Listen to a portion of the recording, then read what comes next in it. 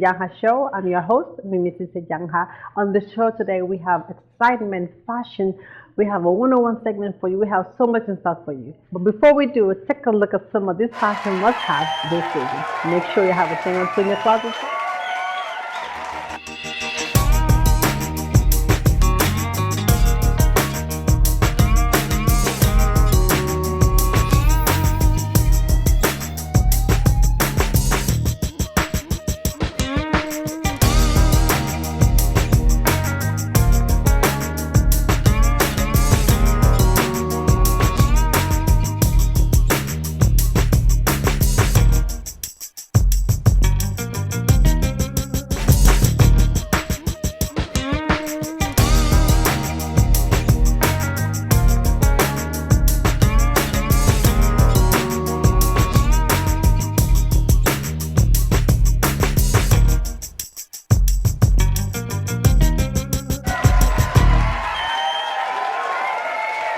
Welcome back. I hope you enjoyed some of those fashion must-haves this season. And don't forget, make sure you always have a thing or two in your closet somewhere because you know the trend is the new it. So I hope you enjoyed that segment. Moving on right now, we're about to take you on the street of New York City and take a look at fashionistas on the street and see what they're rocking.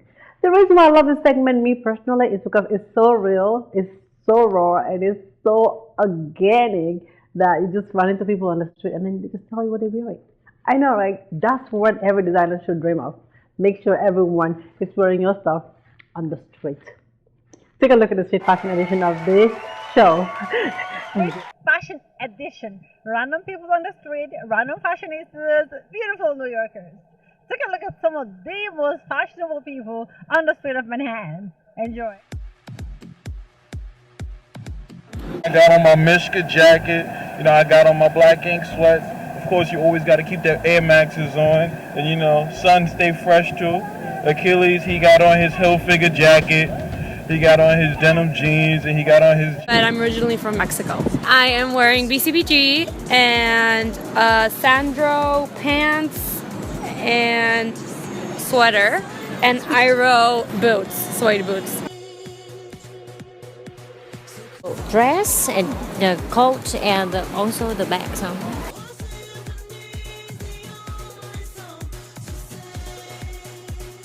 Bag, skirt from Charlotte Russe along with my shirt, tights from DSW, and boots from DSW. CBG and Hervé. The shoes are Hervé and Jimmy Choo. No? Yeah.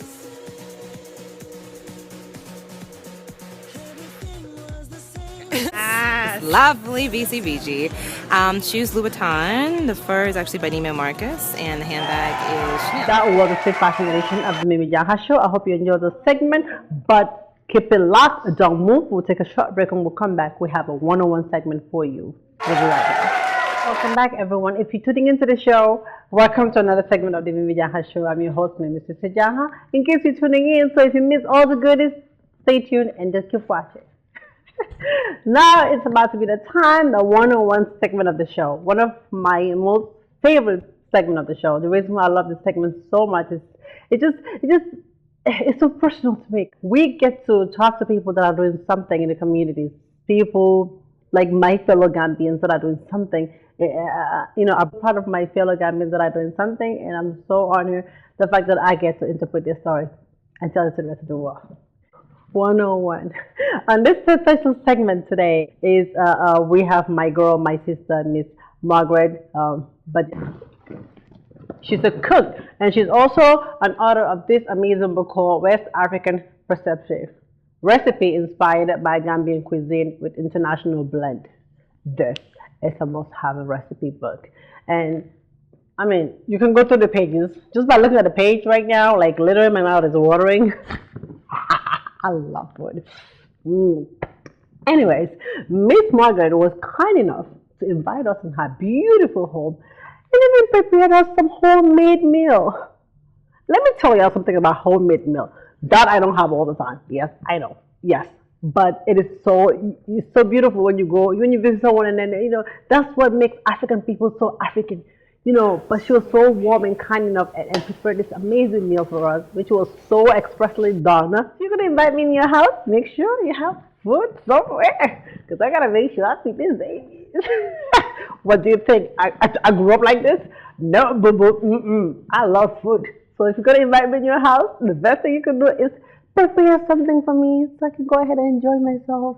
And that's what this lady did for us that day. I was so honored, and the food was so yummy. Like I can still taste it. Well, anyways, enough of me talking. Take a look at us. We are being greedy in in Margot's house.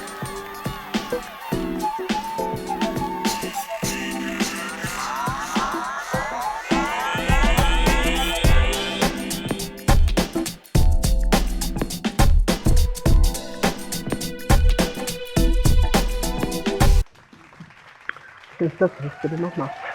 I can speak it right now. I can taste every bit of it.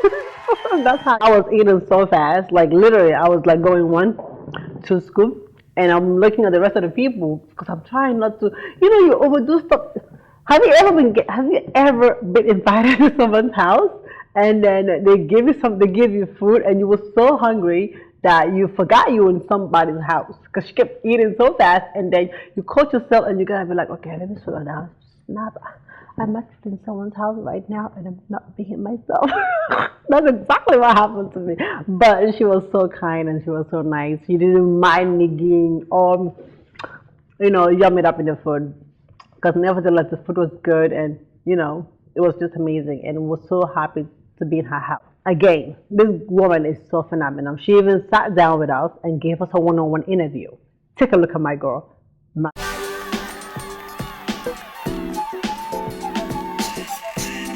known in the professional world as Margaret, and I was born and raised in Lamine village. And recently, as I traveled home, I found that we have a new name. Those of us from Lamine, we are now called Laminarians. So that's new. And I moved to the transition to the United States back in 1997 for school. Of course, we live in Dallas here, and that's where my journey started in the United States. It's attending Navarro College, and then moved on to do other things. And now I'm a mother, and like you rightfully said, coach, mentor. I'm involved in a whole lot of things, and recently my latest project is a cookbook. The cookbook, Margaret. What is the inspiration behind you coming up with this? Well, I think that cooking has always been inside of me, and writing is something I was born with, and I just didn't realize it. We just don't know the skills that we have. It's very unfortunate because attending primary school and high school and at St. Joseph's Primary School in Banjul and St. Peter's High School in Lamine, I was known to really be very interested in literature, in English language, in writing essays and debating society and things of that nature. And so I didn't know I already had writing inside of me. I love to cook because I started cooking from the age of 8. My mother was a food vendor. So we didn't only cook for our family to eat, but she also sold food, cooked food. So cooking is something that is very fundamental to my family, just like many other families in the Gambia. But going back to the question, what inspired me to write a book, it wasn't really an inspiration from me. This was in 2010 May. It was a Saturday morning at 5:30 a.m. I've just had a newborn baby. And why was I up? I can't explain it. But I was awakened from sleep, and I decided since I'm up, I'll just go ahead and plan my weekend meals and write out my grocery list so I can go to the store and cook, because that's what I normally do on Saturdays. And the minute I placed my pen on that to write my grocery list, I heard sort of a voice tell me, why don't you write a cookbook, gather all of your recipes that you've been cooking? Because for a moment, I didn't know what to cook. I had cooked most of the recipes I know, and I was kind of stuck this morning thinking about the recipe for the weekend. And then the idea came that I should gather all of my recipes and turn it into a cookbook. So that's where the inspiration started, and then I'll wait, and when we get deep into the conversation, I'll be able to share the challenges that I've had to walk through to get to this point. Well, the minute I heard that voice and that inspiration, at the birth of that inspiration, an opposition came up. Instantly, I started talking to myself. I told myself, write a cookbook, come on. You have degrees and you are a professional lady, and who would expect to see you cooking, and what business do you have with a cookbook? So this voice tried to convince me to minimize the value of cooking and to minimize the fact that I am called to be a writer. I started telling myself things like, who cares about a cookbook? Who cares about what you have to produce? You are from Lamin, for goodness sakes, from the most humble family. You are not the best cook. You don't even have a culinary arts degree. You don't have a license. You are not a caterer. There are so many people who can cook way better than you. And so this voice suppressed, I was challenged. I was faced with all these challenges. I questioned myself. I doubted myself. And for a minute, I bought into the idea. So I said, you know what? This is not for me. I'll crush it out, continue on to writing my grocery list, and move on with life. But I'm so glad that the voice that I heard earlier, the voice that said right, did not. But that voice kept pushing. I kept hearing it as I forced my way to keep writing out my grocery list. The voice kept reiterating, write a cookbook, write a cookbook. It was a very emotional moment for me, very intense environment. I'm caught between, should I answer to this call, or am I not good enough, because that's what this other voice is telling me. So that was just the beginning of it. And even throughout the journey of writing the cookbook, another opposition showed its face to me. Now I wasn't only dealing with insecurity, I wasn't only dealing with doubting myself, but now concerned about what people will say. And see, that's a culture that is in me as a Gambian. It may not be in any other Gambian, but I'm just saying that it is in me as a Gambian that we are so hung onto, we could be so hung on what people will think. The fact that, what will people say if I'm cooking all these meats and telling them how to prepare all these different dishes? Some of them who know my background, my family background, may wonder, why is she talking about cooking all these elaborate meals when she didn't even eat these elaborate meals growing up? Because I was so hung on to my past, and it almost prevented me from working. And I imagine how many of us are stuck in that place of insecurity, that place of just thinking about the past, and we're so drowned into what people will think and say about us. And that's a culture that this project was trying to get out of me, wean me off of that culture. It's time to move on. It's time to recognize that my past and my background and my humble beginnings is what made me who I am today. Gambia is what made me who I am. And the United States just helped me to see what I carried all these years that I didn't even know I carried. And so that was a lesson I learned, is it's time to move on. It's time to stop being stuck in the past. Yes, I had a past just like everybody does. And this is just to encourage somebody out there who may be thinking, I'm not good enough. We are all good enough. Because I'm a Christian, and I would just say that when in our Bible, when God created Adam, and God trusted Adam and his abilities so much that he said to Adam, I'm going to put you in the garden and give you the authority to name all the animals. Everything in the garden is in your care, because God believes in greatness, and he believes that what he created, which is us, you and I, and everybody else watching, we are his creation and we are great. And so, but if we're stuck in our past and thinking about what people think and what people say, and what will the people who know me say about cooking and what I'm trying to do, then we can miss out on where the book was published in August, just a couple of months ago. We launched our website in July, and so far I'm getting very encouraging feedback.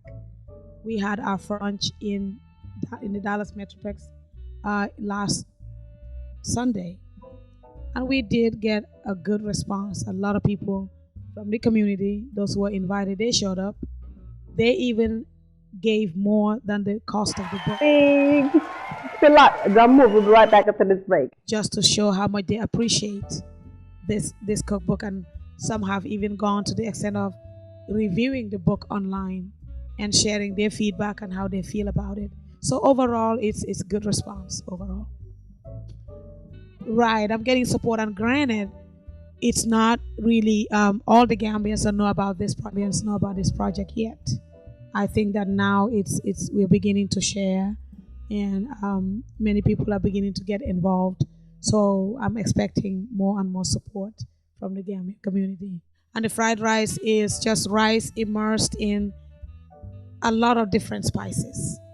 So we have cumin, we have curry, we have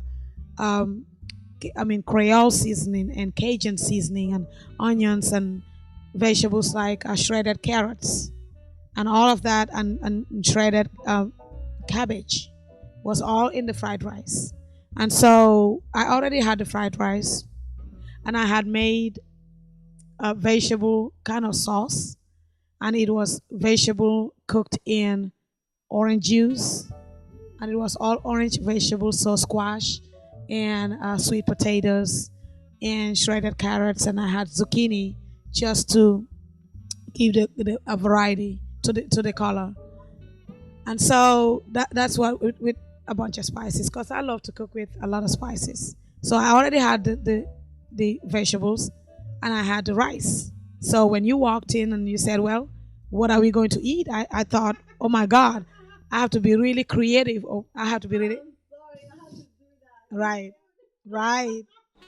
And so I'm just glad that you put me on the spot like that, because no, it's good, because I emphasize in this book and even on the cooking shows how we should be creative. And sometimes I think this will help someone, because they may have been wondering with new ideas and out of this place ideas to cook a meal. That's not what I mean. When I mean creative, I mean how can you use what you have in your pantry and in your refrigerator to make a meal so you don't have to spend money. What we did today was just creative. So I cooked shrimp. And so all we did was combine the shrimp with the vegetables, warm it up together for 5 minutes, just so the shrimp can acquire some of the seasoning and the spices. And then we ate it with the fried rice. And so we have a whole meal that tastes like nothing, common, because you have you could taste the cumin, the curry, the apple, the orange juice, all these spices, and you're like, what is in this food? And it's just a combination of stuff. So many meals, especially walking through this journey, it will be really hard to pick. But my favorite quick that my family loves is I like to stuff chicken. So that's in this volume, because we have volume 1 published. Volume 2 will be published next year. And we have plans to publish volume 3 because they give it aroma. And so I like to stuff the chicken with that, season it overnight or season it for a couple of hours, throw it in the oven and just let it bake. Or stuffed apple chicken. That's one of my favorites too, and it's in the cookbook. So, and when I do cook that, I like to serve it with salad, maybe a sweet salad or some fruit salad or something salad to go with it. Welcome back. That was our 101 segment with this beautiful lady here, Mrs. Margaret Badjan Ellis. So amazing. She is just beyond. She's the greatest. Like, it's so phenomenal.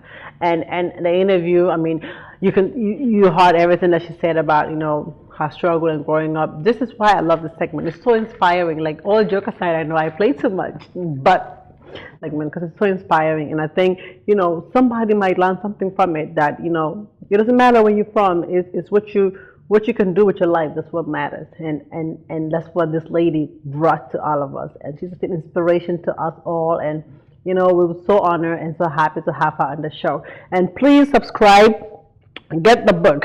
Get the book. You can get this book right now on Barnes& Noble. I'll write the name at the bottom. You can get this book right now in Barnes& Noble, and you can also get it online. And she also have a cooking channel. Oh, she's so sweet. Oh, I feel so honored right now. She still wrote an autograph for me. Yeah, this is mine forever. Look.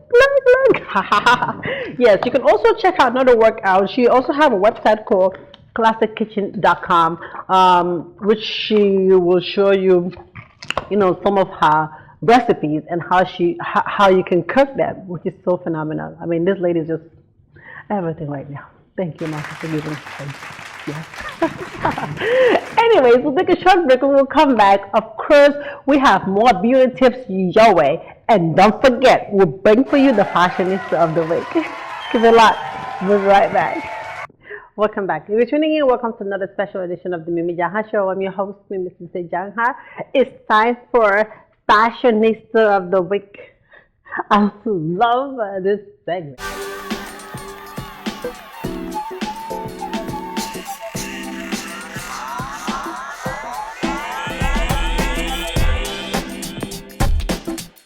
This is for my Fashionistas. People that love to take selfies, like myself, that love taking pictures.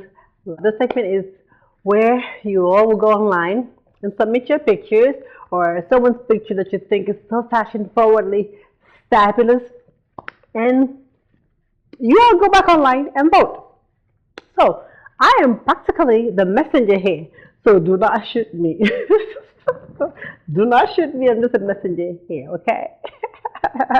But anyways, too much. Go ahead and get with the pictures of the Fashionista of the week.